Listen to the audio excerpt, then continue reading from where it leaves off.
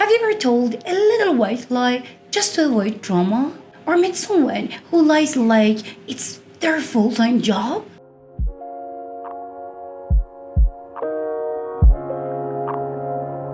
Hey Luminaries! Welcome back to my channel, where your English doesn't just improve, it glows. Today we're peeling back the layers of deceptions, because in English there are 1,000 ways to lie. And native speakers use phrases that many English learners never hear in the class. And today's lesson is packed with the spicy, sneaky, smart expressions about lies. Let's get us started. Let's start by looking at different types of lies, because not all lies are created equal. Here is number 1, white lie, which is a small harmless lie usually told to protect someone's feelings. I told her I like her cooking, but it was a white lie, okay? Everybody knows it isn't true, but Mama said it's just a little white lie, so it wasn't hurting nobody. I just had to tell a little white lie to get him out of something. Number 2, fib. A light, silly lie, often childish. He fibbed about brushing his teeth. A classic kid move. Don't tell me a fib. Lee and Randy told a fib to Barb, and that's it. Number 3, half-truth. Only part of the story is true. The rest is hidden or twisted. He told me he was working late. Turned out he was working late at the pub. Half-truth, a small inconsistency, just a little bit of doubt. Word to the unwise, everything out of this one's mouth is an exaggeration, a half-truth, or an outright lie. Number 4, bluff. Pretending to have something you don't, often used in games or negotiations. For example, he was bluffing the whole time. He didn't have a good hand. Come on, let's call his bluff.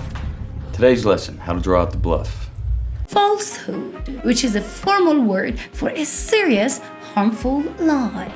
The statement he made was a complete falsehood. I know this to be a scandalous falsehood. To preach the truth in the face of falsehood. Lie by omission, which means leaving out key information to deceive someone. For example, he didn't technically lie, but he left out the part where he failed the test. By the way, you may have already noticed something different today. No, it is not a new camera filter, it's me. I changed my hairstyle. I thought it's time to give my hair a little plot twist. What do you think? Be honest, but gently. I'm emotionally attached to it already.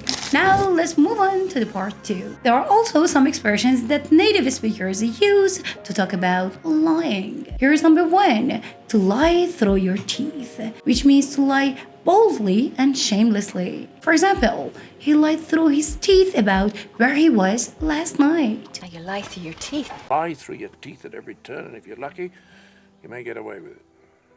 Number 2, a bold-faced lie or a bare-faced lie, which means a very obvious, bold lie. For example, that was a bold-faced lie, and everyone knew that. In your born days, ever hear such a bold-faced lie? So you're gonna stand there and tell me a bold-faced lie? Number 3, out-and-out lie. A total complete lie, which is nothing true about it. Saying he didn't cheat was an out-and-out lie. Well, now that's an out-and-out lie. Something Von Erichs had said to be true was an out-and-out lie. Number 4, a pack of lies, which is a whole collection of false statements. For example, her story was a pack of lies from the start to finish. Senator Brooks, your story is a pack of lies, and I can tear it apart if allowed to cross-examine. Here's a good one, to stretch the truth, which means to exaggerate or make something sound more dramatic. He stretched the truth about how much he helped on the project. I have seen you stretch the truth. Falsify environmental protection reports. You really do stretch the truth. Number 6, bend the truth, which means to slightly change the truth without fully lying. She bent the truth about her age. You know, I think in these situations, it's okay to bend the truth just a little bit. If you bend the truth, or I think you're bending the truth, I'll kill you. Number 7, caught red-handed, which means caught in the act of lying or doing something wrong.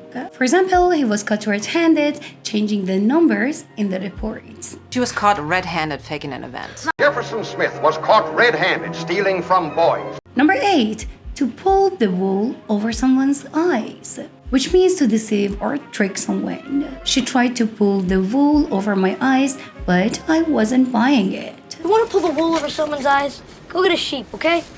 Number 9, full of it, which is a casual way of saying someone's lying or exaggerating. He said he dated a supermodel in college. He's so full of it. You are so full of it, man! You're full of it then, and you're full of it now.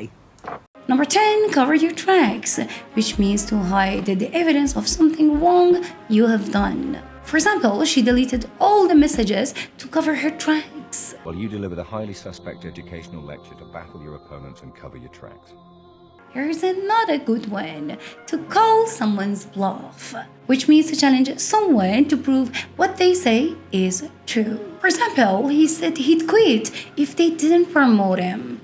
I called his bluff and he didn't quit. So if you've enough of a womanly guff, no need to be rough, it'll be quite enough to call her bluff. I think I'll just have to call your bluff, okay? Last but not least, make up this story. To make up a story, which means to invent a lie or fictional tale. For example, he made up a story about why he was late. Tell him something, make up a story, and we've got to keep this undercover. Who would make up a story like that? Now it's time to talk about the people behind the lies. Number 1, compulsive liars. Someone who lies out of habit, even when they don't need to. He's a compulsive liar. He lies even when the truth is easier. Number 2, a pathological liar. A person who lies constantly and often believes their own lies. For example, you can't trust a word she says. She's a pathological liar. Number 3 is smooth talker. Someone who lies or charms their way out of the situation with sweet words. For example, he's a smooth talker. Be careful, he lies without even blinking. Number 4, the two-faced person. Someone who pretends to be nice, but says or does something the opposite behind your back. She's two-faced, acts like a friend but talks behind my back. Here are some idioms and slangs just native speakers tend to use. Tall tale. Tall tale, an exaggerated, unbelievable story. For example, my grandpa always tells tall tales about his childhood. Number 2, fishy, which means suspicious or untrustworthy. For example, her excuses sounds fishy. Number 3, smoke and mirrors, something designed to confuse or deceive someone. For example, their marketing campaign is all smoke and mirrors. Here's the last. Pull the fast one, to trick or deceive someone. For example, he tried to pull the fast one on the manager. And now, if you lie to yourself and say this lesson wasn't helpful, I'll take it as a compliment. But seriously, don't bend the truth and tell the algorithm the truth. Slam that like button like it just told you a big fat lie. Hit subscribe so you never miss any juicy English lesson. Turn on notifications like you're catching a liar red-handed. Drop your favorite expressions from this video in the comments. Or tell me what's the biggest white lie you've ever told. I'll see you in my next video. No lies, just learning.